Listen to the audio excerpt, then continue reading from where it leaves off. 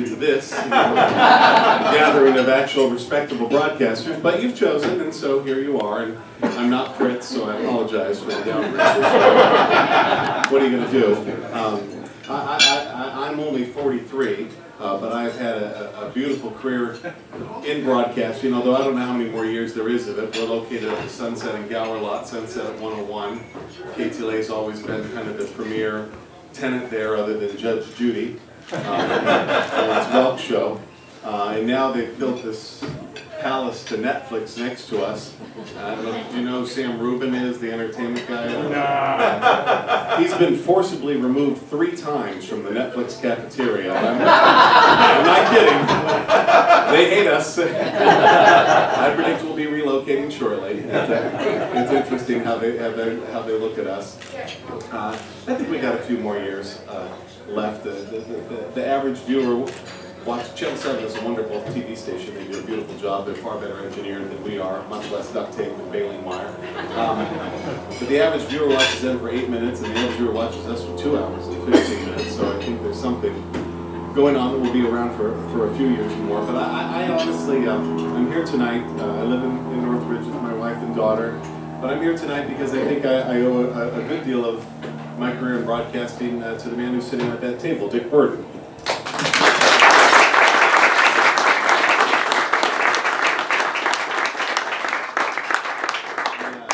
The weekend morning news on Channel 5. It's 6 to 11 a.m. and we keep the commercials from bumping into one another and do the best we can. But I met Dick when I was at Chapman University in Orange County, and we were not blessed to have people that thought enough to have a good licensed, decent power FM radio station. We transmitted over. I apologize. My father was an engineer at NASA, but I'm not that smart, so I know you're going to laugh at many of the things I say, but I believe you called it a sub-channel or a sub-carrier of the cable TV system. It was, no one was listening. I was frustrated at this. I wanted an audience. So I found the one thing was a lot of students that I made my way through Chapman as a stringer. I would go out and shoot the crashes and all that sort of thing, and I'd drive to KTLA was the best place to go to because it was the loosest. They actually had cash in a cash drawer. You'd shoot your crash and you'd go to KTLA and you'd say, "I'll sell it to you for $100 if you let me use your dub machines to make some copies." And then I'd go sell that over to KBC for $250. Back when this was fun with tape, and like, I actually don't have a fingerprint on this. I am old enough to, I don't have a fingerprint on this because of how many times I used to work at KLIV, KARA, and KRTY in San Jose, and the damn carousel cart machines, and you'd stick your finger in there to try to, I am old enough to remember, or at least work in cheap enough places. Where was I going with that story? Oh yeah, so we're at Chapman, we're trying to get an audience, and no one listens. And I managed to find some extra student body funds that we could use to make that radio station a little better. So we bought things we had no business buying, like Telos, the finest Telos, thank you. Beautiful. Who was calling? Why did we have this? Why did we have Sony Digicards? You know, I mean, just the nicest, the BSW catalog was like pornography to me. I bought every damn thing I could. And then I see Dick, the father of the highway radio system. Like, this is I'm not that smart, but it makes sense. Leaky cable. From a guy whose name is Dick Burton selling leaky cable? This kind of makes sense, doesn't it? So I remember driving to his office on the 2nd floor on Sherman Way, Canoga Park, and I drove my little Honda down there, and Dick sold me a lot of leaky cable. And some little, what was it, 1.5 watt amplifier? Very low wattage. And the idea was we were going to string this leaky cable around all of the dorms, and everyone would be able to tune into 90.1 or something like that, and we'd get this. And you know what? It worked. But it didn't work in people's cars, and it didn't work more than, 300 feet away, and I was greedy. So I bought a used transmitter. And I didn't understand impedance, or I don't know, shit. All I know is I had some extra of Dick's leaky cable. And we had a 5-story building with an elevator shaft. I dropped some of Dick's leaky cable down the elevator shaft. I hooked the transmitter up. None of this should happen, right? I understand. And we transmitted from Chapman University to like where the Ducks play. The problem is I picked the same frequency that KUSC. Dick will tell you that, well, I would just like to say that I believe I'm the only television fake news anchor in Los Angeles who has received a letter from the FCC threatening a $100,000 a day fine. And Dick got the same letter. He went down there, if I understand right, with the FCC investigator, which I didn't believe existed, but apparently does. They're testing, and they both got the same. That's where it's coming from. And the gentleman from the FCC politely looks at Dick as he should. I believe Dick is a very law-abiding citizen. I don't believe he exceeds the speed limit, right? And he looks at Dick and says, I don't think you're responsible for this. He was right. It's my fault. So, thank you, Dick. Thank you, Telos. Thank you, BSW. Because of what you taught me at your room there, oh, sorry about that. I should probably know how to pull in an XLR cable. I'll tell you what, though. That's an SM58 for sure, isn't it? Oh, there you go. There you go. I know a thing or two. But in all honesty, you taught me to understand how the stuff actually gets on the air, and it served me well. I got to go from, can I go like 2 more minutes, or am I? Oh yeah. Okay, a couple more vignettes.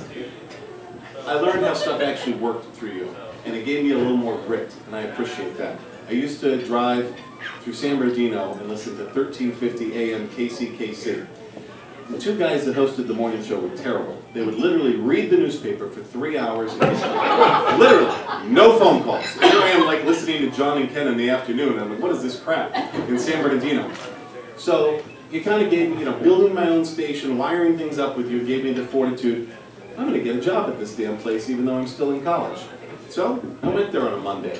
Me and my buddy from our horrible radio show at Chapman sat in the lobby because the GM refused to see us. We sat in the lobby for 8 hours till they closed. We did it for 3 days. I believe the next day was Thanksgiving, some holiday, Thanksgiving, Easter, some holiday. And finally, that day before the holiday, the general manager agreed to see us. We went in, said what we wanted to do, how terrible his show was. And he said, all right, you think you're so good? The main show is off tomorrow. I'll pay $100 each. You come in and do it. We came in and did it. He called right after the show, and he fired the 2 guys and he gave us the job.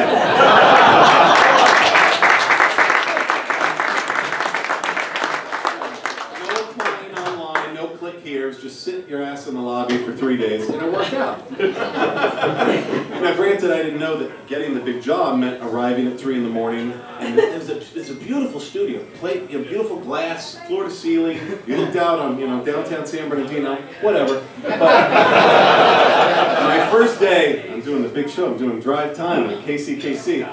And there was 3 homeless guys that slept outside that glass window. And they proceeded to unbutton their pants and piss against the glass. RUI hadn't made it in broadcasting. We are here, baby.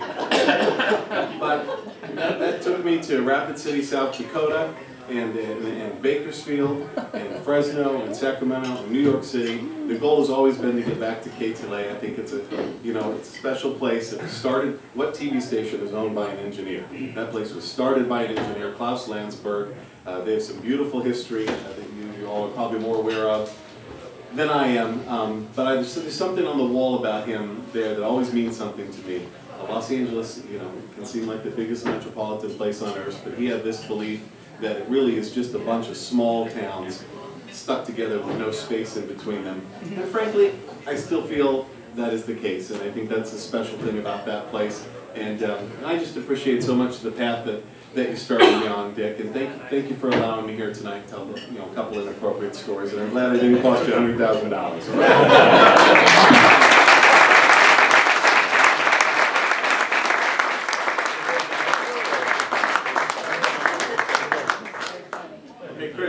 Appreciate you coming. I'll have to get some cable from you, Dick. It's amazing. So now we're going to call up Al Salci to do our next award presentation. Al.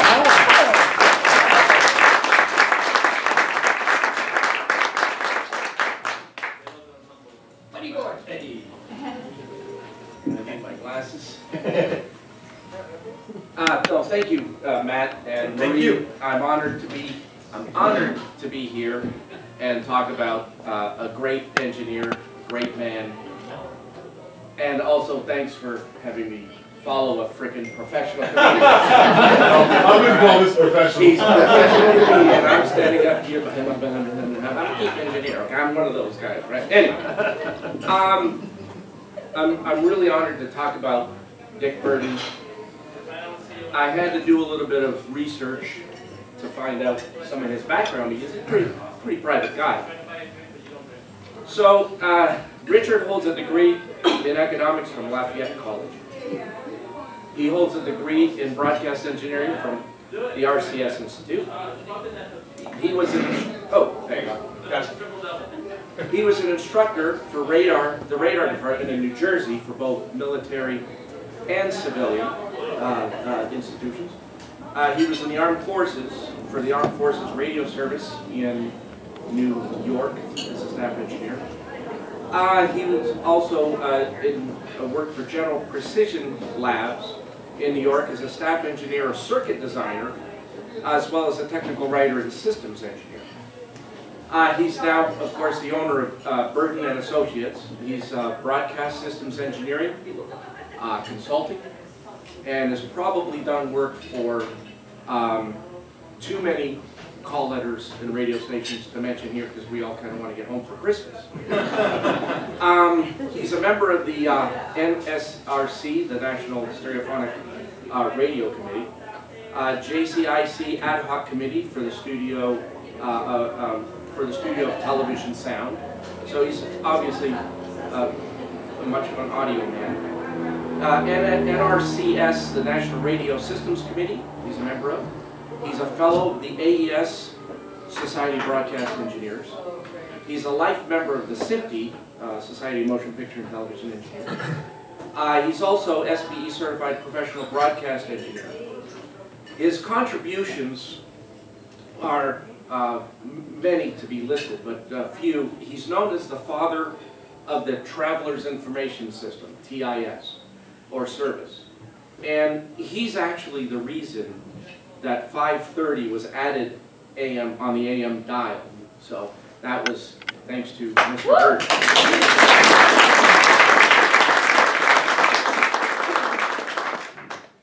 He's the originator of the concept of using the carrier as a control by means of switching from FM mono to FM stereo when stereophonic programming was present, using that as a control to add an indicator, now known as the stereo light. Dick was honored by the Audio Engineering Society in 1998 on their golden anniversary as one of the 25 internationally known audio engineers who have made significant contributions to the art and science of audio during that 50-year period between 1948 and 1998. And so, without spilling the beans, obviously he's been around for a very long time, and I sometimes wonder, I go, I really wish I had the energy, or I would love to have the energy at his age. I wish I had the energy he has at my age. This man is a energizer bunny. He's amazing. So the Society Broadcast of Engineers has also honored him in 2005 with a Lifetime Achievement Award for his 55 years of service in the broadcast industry and mentoring fellow engineers. So this chapter 47 wanted to do a little something to honor Dick Burton as well. He's a staunch advocate of continuing education, frequently bringing interns and students over to our facility to learn about the technology, learn about circuit design, things like that. His acumen for radio and TV broadcast technologies is absolute, and his resolve for higher education, new technology is absolutely unwavering. I always love being part of his seminars. He always asks us to put a seminar or an education paper together or an education course together. I love doing that. And his enthusiasm is infectious, and I'm honored to have been asked to introduce him here for this Chapter 47, recognizing his engineering achievement. Now, I had to do some digging because he's a pretty private guy. I've known Dick for a long time, and he's always comes to NAB, comes to our NAB booth, comes to the office quite often. But I know a secret that nobody knows about Dick. So his other profession, he's actually the character Mermaid Man from SpongeBob. I found him on the internet. SpongeBob, probably nobody knows who SpongeBob is, right? You have to have kids to know. That's Mermaid Man. Richard, thank you all very much for all the contributions. He's one of the nicest, greatest guys I've ever known. So I'm honored to be here. Thank you.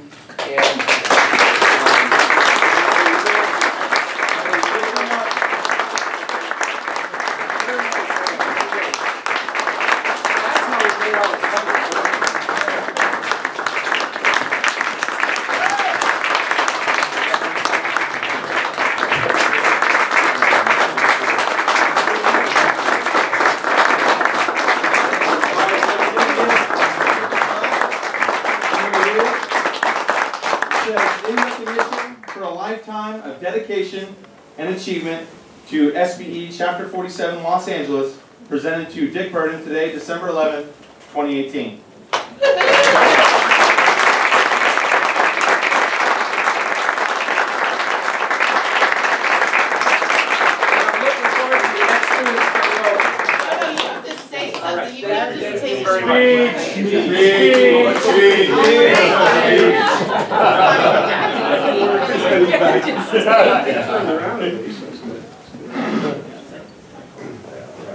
There's always a turning point in someone's life.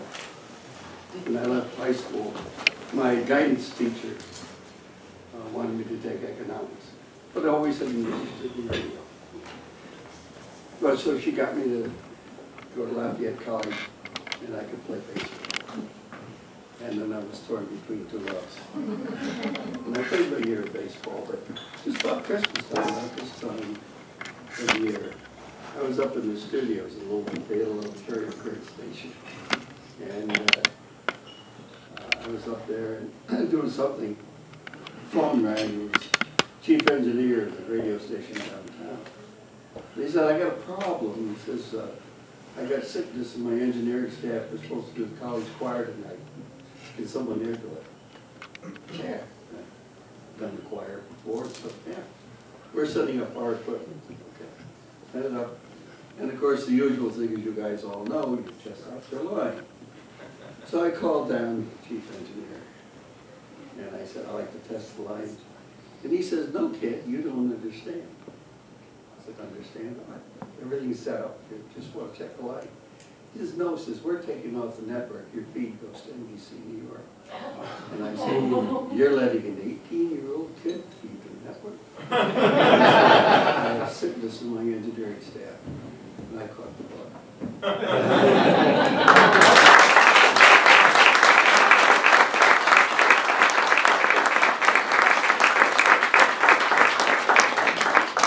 Yeah, thank you, Dick. Just my short tenure as being chair already provided me a lot of advice, and I really appreciate it, so thank you. Moving on with the program, it's going to be hard to top that, but we're going to be doing a raffle.